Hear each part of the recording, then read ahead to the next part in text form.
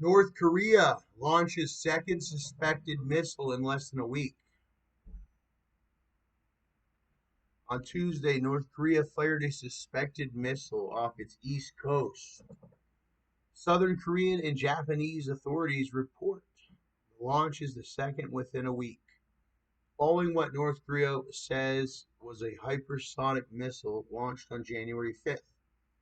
The country unveiled the new kind of missile in September 2021. I wish Kim Jong Un would go buy an e-bike instead of develop his missile. Why? I want to see Kim Jong Un ride e-bike. I think it would be cute watching him on.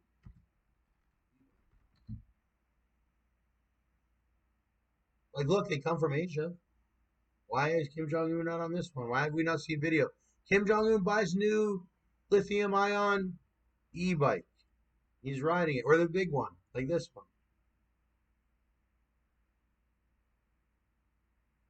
Why do we need? We don't need any more missile technology. We're chilling. Maybe. Oh, what about the asteroid? There's a big asteroid that's coming. Okay, so maybe they're maybe the Asians are chill. That's their little backyard where they're developing their thing. Because I had this theory that all Asians are like. I was like, how these Asians just can't not be in contact with each other. They're brother and sister like neighbors. I'm thinking, oh, if they develop a technology down in North Korea, to what? Eliminate this asteroid because there's an asteroid that's coming. They say it's inevitable, one of them, and we have no way to get rid of it if it's coming to hit us. We have no way to hit it. And that's what the game is right now for the space game. Is how are we going to eliminate some asteroid if it's coming right for us? It's a big one that's catastrophic. Then we're going to get hit with a bunch of rubble, Barney rubble. Look at this one.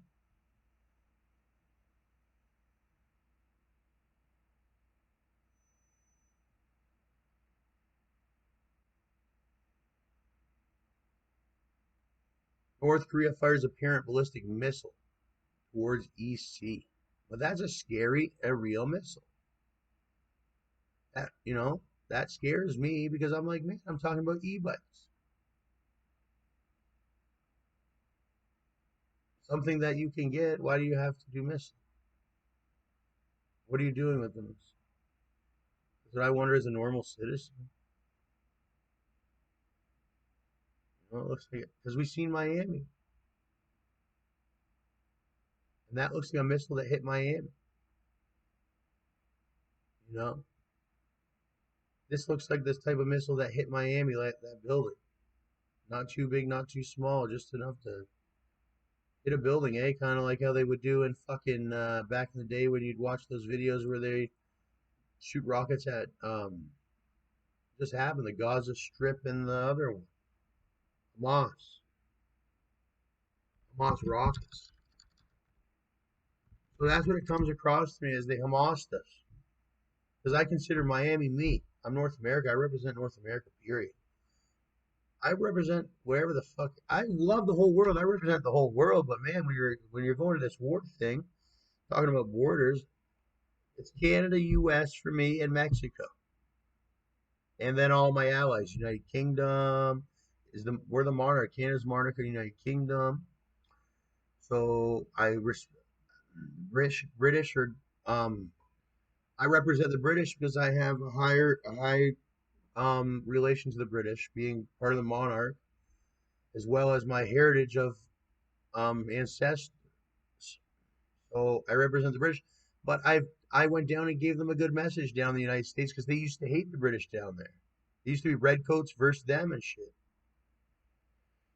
And I got to know their whole thing because I was a redcoat or whatever, technically. And we tied out our relations because I'm a redcoat and I tied my relations with them as best as I could. And then all those other people are the other redcoats or whatever.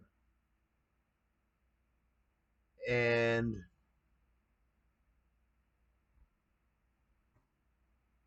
we have missile defense systems. You're like this to us. I wish we could do more than just speak. I wish we had more soldiers. They're being, I don't know where the hell they are. They're like this to us in the dirt, and they're just aiming it. Yeah, they got one through. That's what we say. But man, one's enough. I don't know how they got one through. Look at this sea ram.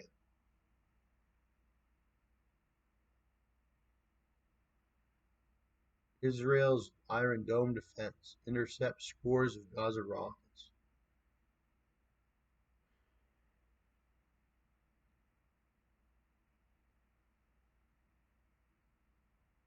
See, we have a weapon defense system. They try running up on us in one of those. Anybody try, but I don't know. Still scary. We can still, even though our defenses are good, we can still be manipulated and hit. Like basically, it's like if the rodents, if the hacker's still alive, they're hacking us all day. Even with these weapon systems, they're gonna get by them. So then you get so sick of it, you're like, nah, let's just eliminate them. That's called an assassination. Then you get rid of the brain that's behind the machine altogether. That's got bias to hit this Miami. That's so important to us. That was a good building, high price building. Fuck. That we think we're so good mentality. I had to, it's to get with reality. It's war. Then you realize it's real war. When you realize, oh no, it's not. We're so good, it's real shit. They could hit us, whatever. Then it's real war, and it gets bloody. It's not fun. You think it's just like U.S. stomping on people? No, man, it's hard work. You think it's like that? You're gonna get hit, blown up by a damn IED. Yeah, it's fucking like down to the seconds.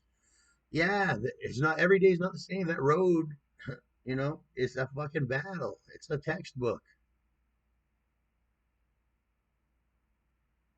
It's a textbook, and it's a ruthless textbook. Because if you've been through it enough and you've seen what's happened to us and our people, our family, and whatever, and what's been going on, you would understand. There is no compassion with them, some of them, when it comes to the WAR.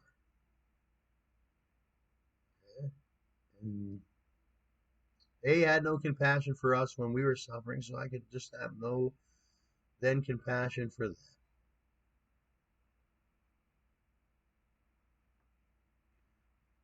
But I have a good relationship with China, so it's not China. And I have a good relationship with Russia, I thought, but it is sort of Russia. Russia's poor as hell, I noticed. Poor. Look at their buildings.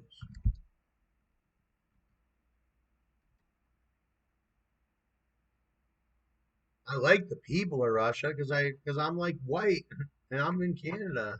Look at this building. This building looks dope. Look at how big the buildings are. They're not poor. Look at how fucking military they have and all that. Maybe it's because we think they're poor. We talk like they're poor and act like they're poor. Maybe some kid that worked his way up, he always called them poor. But he didn't mean it. Because they're not poor. What's the bad tensions for? Because it gets cold as hell out here. When it gets really cold, you change. When you're on the beach and you're laying back and having fun on the beach, Miami Beach. Having fun, Miami Beach. Everybody's so soft. Everybody's having so fun. That's how the Florida Indians are. There's a lot. Yeah, that's how they talk down there, a lot of them. But up here, it's like, wow. It's like this.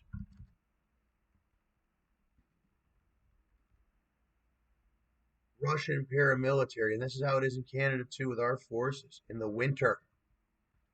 And I have to be one of those guys, but not as hard as these guys. These guys go even harder for us. But that's just how it is all day long in our conditions. And then these are soldiers that go out in those. And I've been out in our conditions.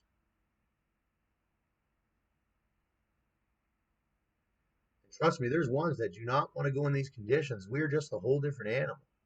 Our genetics and everything we love the cold weather. We enjoy it. It's an experience. Look at the guys.